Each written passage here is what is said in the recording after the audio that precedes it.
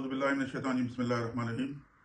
गुज़श्ता रात जो गुल प्लाजा का एक सान्या हुआ उसमें कीमती जानें ज़ाया हुई हैं। इसके अलावा अरबों रुपए का नुकसान हुआ हमारे गुल प्लाजा के ताजरों का।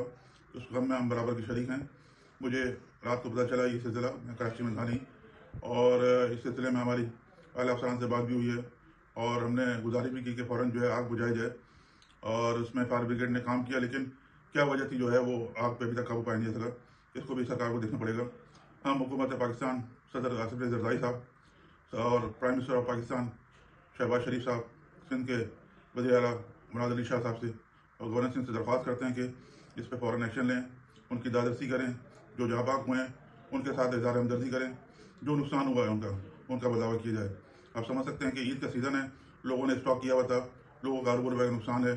इस पर फ़ौरन जो है इस पर जो है वो कमेटी बना के फ़ौरन जो है जो मुतल्लिक़ा लोग हैं उनके साथ बात करें, उनका नुकसान पूरा करें। और जान का नुकसान तो नहीं पूरा सकता, लेकिन माली नुकसान जो है पूरा हो सकता है।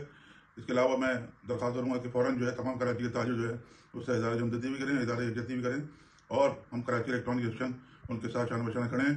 और ये जो वाक़या हुआ है ये बड़ा दिल खराश और बड़े तकलीफ देह है, और जो लोग जो इसमें शहीद हुए हैं उसके लिए हम जो है उनकी ताज़ियत करते हैं। अब गवर्नमेंट को चाहिए कि फ़ौरन इस पर जो है वो एक्शन लेते हुए फ़ौरन उनके जो है नुकसान के मुताबिक किया जाए। बहुत बहुत शुक्रिया।